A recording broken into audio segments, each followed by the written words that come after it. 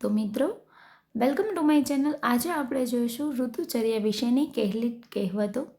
લીંબુ કહે હું ગોળ ગોળ, ભલે રસ મારો છે ખાટો, મારું સેવન નિત્ય કરો તો હું પિત્તને મારું લાતો.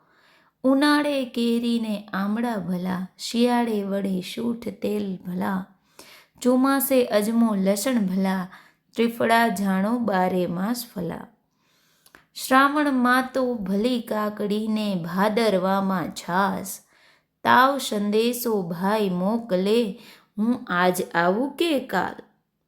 ઉનાળો જોગીનો, શિયાળો ભોગીનો, ચોમાસું રોગીનું, મિતાહારીની આહાર સંહિતા, જે પાડે દર્દ ન લે કોઈનું.